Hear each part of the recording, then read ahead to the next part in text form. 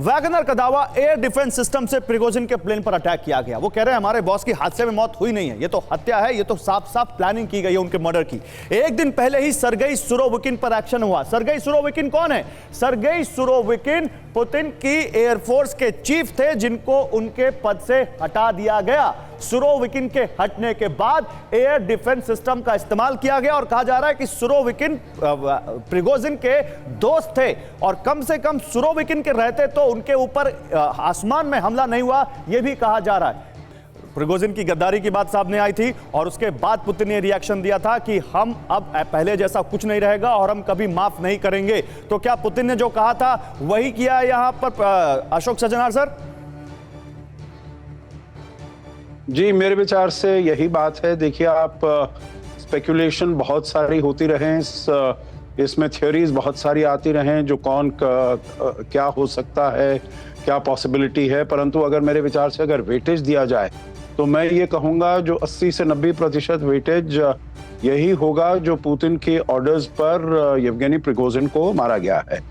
और मेरे विचार से देखिए ये बिल्कुल ही उसमें टाई अप करता है, क्योंकि पुतिन एक संदेश भी देना चाहते हैं अपने देश में भी और पूरे दुनिया में भी, जो अगर कोई उनके सामने खड़ा होगा तो उसको बख्शा नहीं जाएगा। और वो उन्होंने कहा भी था, जो जिसने मेरे साथ गद्दारी की है उसको बख्शा नहीं जाएगा। तो ये देखा जा रहा था, जो उन्होंने उसको बुलाया, क्रेमलिन में बुलाया येवगेनी प्रिगोजिन को, ये टैक्टिकल चीजें थी ये कहने के लिए जो हमने देखिए इसको सॉर्ट आउट कर लिया है।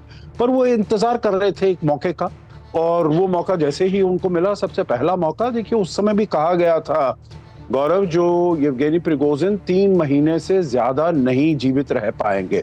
और अभी तो दो महीने ही हुए हैं जब उनका ये म्यूटिनी हुआ था, उन्होंने जब ये एक्शन लिया था वहां से चलते हुए, रोस्टोव से चलते हुए। तो इसीलिए मैं समझता हूं जो और आप थ्योरीज लगाते रहिए, परंतु सबसे ज्यादा वाजबी थ्योरी यही है, पुतिन ने हर एक अपने अपोनेंट्स को किसी ना किसी तरीके से, और किसी का देखिए 100% प्रूफ नहीं हो पाया है, स्पेकुलेशंस होती रहती हैं और चलता रहता है। इसमें भी शायद आपको 100% प्रूफ कभी नहीं मिलेगा, परंतु आप अगर प्रोबेबिलिटी को देखेंगे तो आपको यही पता चलेगा जो ये पुतिन का ही करवाया हुआ है। अब सुरोविकिन का इसमें हाथ रहा हो नहीं रहा हो, आपको मालूम है जो उस समय भी सुरोविकिन को उन्होंने वो कर दिया था, उनके विरुद्ध एक्शन लिया गया था जब येवगेनी प्रिगोजिन ने अपनी म्यूटिनी की थी। तो उन दोनों का गठजोड़ अशोक है वो काफी पुराना है। विद योर परमिशन, क्योंकि बार बार आपने भी जिक्र किया और इससे पहले भी जिक्र आया कि पुतिन अपने दुश्मनों को छोड़ते नहीं है और खासकर जो उनसे गद्दारी करते हैं उनको छोड़ते नहीं है। तो एक लिस्ट है हमारे पास, पीसीआर अगर वो लिस्ट तैयार हो, विजय देखिए अगर वो लिस्ट तैयार हो तो बताइए। और देखिए, तो पुतिन ने एक शब्द ने कहा, विश्वासघात, गद्दारी माफ नहीं कर सकता मैं। तो क्या इसी गद्दारी की यहां पर सजा मिली है यहां पर प्रिगोजिन को? आइए अब आपको दिखाते हैं यहां पर क्या है वो लिस्ट जो बताती है कि क्या वाकई पुतिन से अगर गद्दारी की, पुतिन से दुश्मनी की तो क्या होगा आपका अंजाम।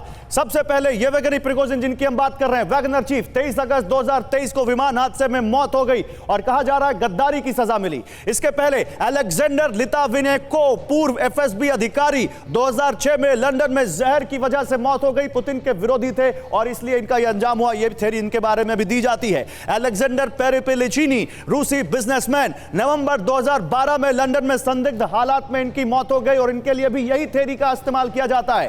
एना पोलितकोस्काया, रूसी पत्रकार, अक्टूबर 2006 में घर के बाहर गोली मारकर इनकी हत्या कर दी गई और इनके लिए भी यही कहा जाता है कि पुतिन के साथ इनके इक्वेशन खराब हो चुके थे। अलेक्सी नावल्नी, रूस के विपक्षी नेता, इनको तो साइबेरिया में जहर देकर मारने की कोशिश की गई, फिलहाल रूस की जेल में बंद है और यह भी पुतिन के धुर विरोधी हैं और इसलिए इनके बारे में भी यही कहा जाता है। अब सवाल यह है कि क्या यह जो लिस्ट है यह इस बात पर मुहर लगाती है कि प्रिगोजिन इसीलिए इस लिस्ट में शामिल हो गए क्योंकि उन्होंने पुतिन से गद्दारी की थी?